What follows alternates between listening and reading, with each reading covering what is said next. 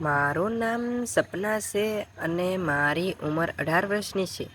હજુ તો હું યુવાન થઈ હતી ત્યાં જ મારા મામાએ મારા લગ્ન કરાવી નાખ્યા. મારા પતિનું નામ અજય છે. ઘરના બધા લોકો મને ખૂબ જ પ્રેમ અને આદર આપે છે કારણ કે હું ઘરમાં બધાથી નાની છું. અમારા ઘરમાં મારા સાસુ સસરા અમે બંને એક નાનો દેવર પણ છે. મારા પતિ જામનગર પોર્ટમાં નોકરી કરે છે. અમે લગ્ન પછી ત્યાં રહેવા જતા રહ્યા. થોડા સમય તો આનંદથી જતો રહ્યો પરંતુ હવે હું ઘરે એકલા એકલા બોર થવા લાગી કારણ કે અજય આખો દિવસ કામે જતો રહેતો અને સાંજે થાકીને સૂઈ જતો. અહીંયા કોઈ મારી સાથે વાતો કરનારું ન હતું. મૂંગા મોઢે દિવસ પસાર થઈ જતો. હું વિચારી રહી હતી કે હું કોઈ કામ કરું ત્યાં અચાનક દરવાજાની ડોરબેલ વાગી. હું વિચારવા લાગી અત્યારે કોણ હશે. મેં દરવાજો ખોલ્યો તો મારી નજર સામે મારો નાનો દેવર પ્રકાશ હતો. તેને જોઈને હું ખૂબ જ ખુશ થઈ ગઈ અને હેરાન પણ થઈ ગઈ કે કારણ કે તે કંઈ પણ બતાવ્યા વગર અહીં શહેરમાં આવ્યો હતો. તો મેં તેને પૂછ્યું, કાંઈ પણ બતાવ્યા વગર તું અહીંયા કેમ આવી ગયા? તો તે કહેવા લાગ્યા કે બધી વાતો પછી અને તે મારી સાથે અંદર આવી ગયો. મેં તેની માટે ચા બનાવી તો તે કહેવા લાગ્યો, ભાભી સાથે જમવાનું ન લાવ્યા? મેં તેને કહ્યું કે જો મને ખબર હોત કે તમે આવવાના છો તો હું તમારી માટે જમવાનું બનાવી રાખત. તમે બેસો, હું તમારા ભાઈને ફોન કરી જમવાનું મગાવી લઉં. તો તે કહેવા લાગ્યો, ના ભાભી, ભાઈને ફોન ન કરતા કારણ કે હું તેને પણ બતાવીને નથી આવ્યો. હું ફક્ત તમારી સાથે વાતો કરવા માટે આવ્યો છું. ભાઈને હું પછી ક્યારેક મળી લઈશ. મેં કહ્યું, ઠીક છે, જેવી તમારી મરજી. મારો દેવર 15 વર્ષનો હતો.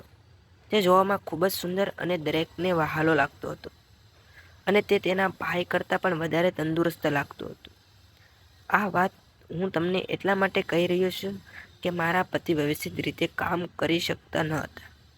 તે તેના તરફથી પૂરી મહેનત તો કરતા પણ મને તેના કામથી પૂરેપૂરી સંતુષ્ટિ મળતી ન હતી.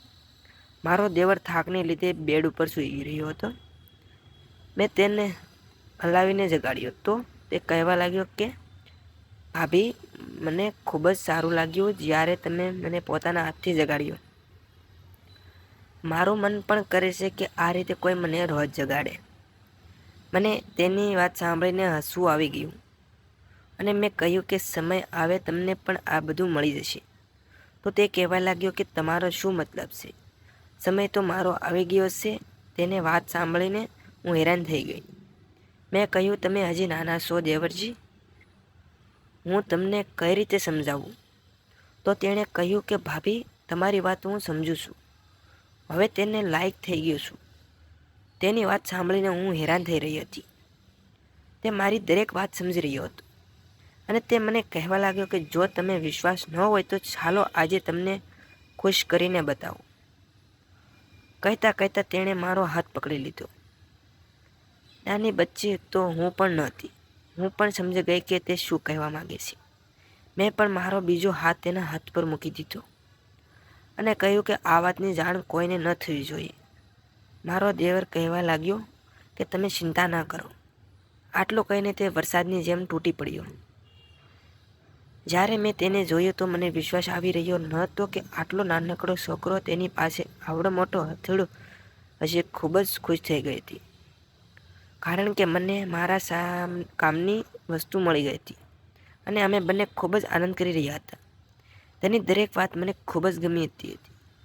મને એમ જ થતું હતું કે તેની સાથે વાત કર્યા કરું, પણ ઘણા દિવસથી આ જ વિચાર કરતી હતી કે મારો દેવર મારી સાથે વાતો કરે, મારી સાથે આનંદ કરે, મારી સાથે મજાક કરે, પણ હું તેને કહી શકતી ન હતી.